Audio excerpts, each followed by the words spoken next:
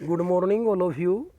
देखिए बेटा, lesson number 2 हमारा समाप्त हो गया था और क्वेश्चन भी हमने बता दिए थे। अब लेसन नंबर हमारा 3 है, जिसका नाम है योग एवं जीवन शैली, योग एंड लाइफ स्टाइल।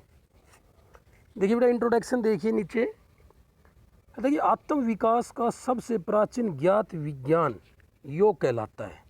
कहता है कि आत्मा और परमात्मा का मिलन और आत्म विकास का सबसे प्राचीन ज्ञात विज्ञान योग कहलाता है। यह आधुनिक मशीनी युग का तोड़ है और मानव की अत्यधिक महत्वपूर्ण आवश्यकता है। कहता है कि आज के समय में मनुष्य की महत्वपूर्ण आवश्यकता है। इससे स्वास्थ्य, शारीरिक क्षमता और मन की शांति की समस्याओं का समाधान किया जा सकता है। कहता है कि स्वास्थ्य, शरीर के लिए स्वास्थ्य और शारीरिक जो बॉडी स्टेमिना, जो शारीरिक क्षमता और मन की शांति की समस्याओं का समाधान किया जा सकता है। योग हमें यह सिखाता है कि हम अपने शरीर के प्रत्येक अंग को कैसे विकसित और नियंत्रित कर सकते हैं। कहते हैं योग के माध्यम से हमें यह पता चलता है कि शरीर के प्रत्येक पार्ट्स, अंग, भाग को कैसे विकसित, उसकी ग्रोथ और उसको नियंत्रित, उस पर कंट्रोल कर सकते हैं।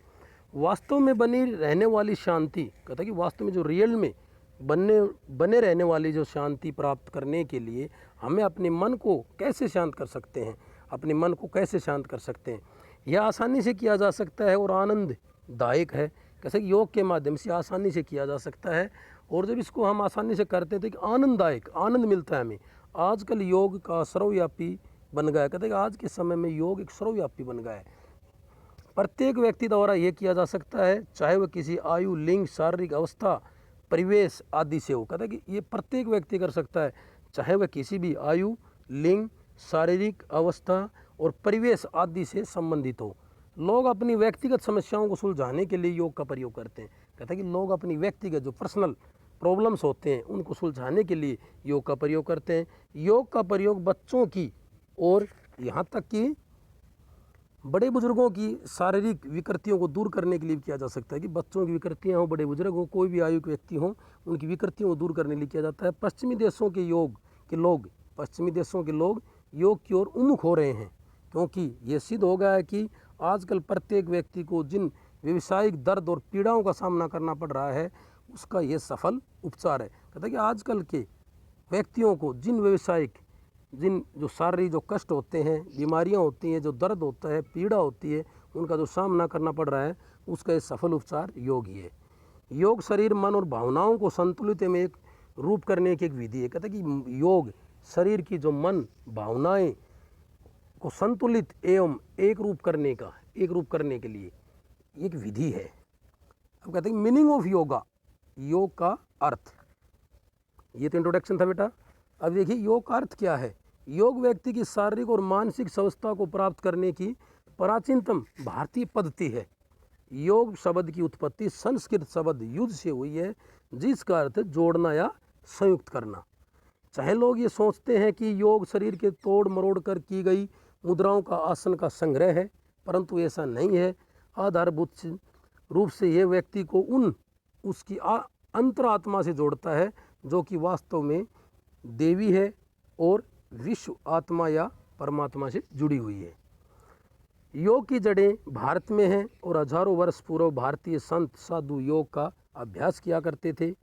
वास्तव में योग एक विज्ञान है, शारीरिक स्वास्थ्य एवं मानसिक एकाग्रता से साथ संबंधित है।